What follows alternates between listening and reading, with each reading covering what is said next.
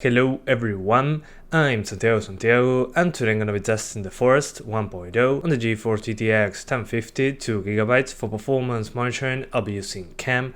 If you want to download the software, there's a link down in the description. So the Forest 1.0, I'll be doing 1080p, 900p, 720p and 1440p. To skip none of those sections of the video, check the description below. So at first, I'll show you 1080p trying to get 60 frames per second.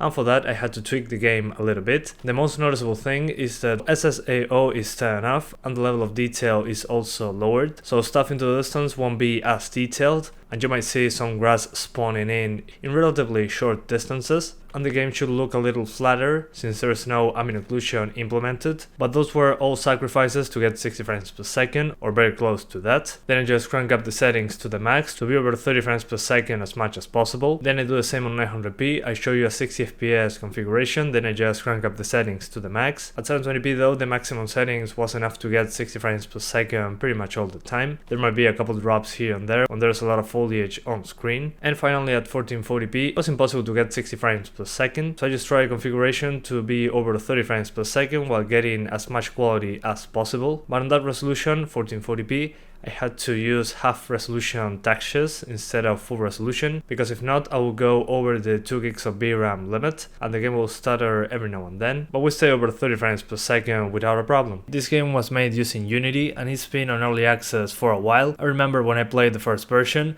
This is very different, the options menu is a lot better, we have a lot of good options here, but as I said before, if you lower everything to the minimum, the game looks a lot flatter, so it really destroys the aesthetic of the game. So well, to get the best performance, I lowered first SSAO quality. You can lower it from ultra to very low, I think. Then grass density, grass distance, draw distance, far shadows, and sunshine occlusion usually give you a good performance boost. And for some reason shadows wasn't as big of an impact as I expected, but if you lower that, shadows can flicker quite a bit, especially on the low option, so I recommend you keep it on medium or high if possible. And the other options I then mentioned, if you lower them in groups, it can usually be a good FPS improvement. And I recommend turning off motion blur, is camera motion blur, and on first person, at least in my opinion, is very annoying. That's why I turn it off across the whole video, but the performance impact of that option is not really that important, it's a couple frames. And usually the moments where I get the worst performance is just running around in the forest, so a lot of trees, a lot of grass on screen, especially if there is fire involved, can also make an impact in performance. But yeah guys, that's pretty much it. I hope you keep enjoying the video, thanks for watching and see you next time.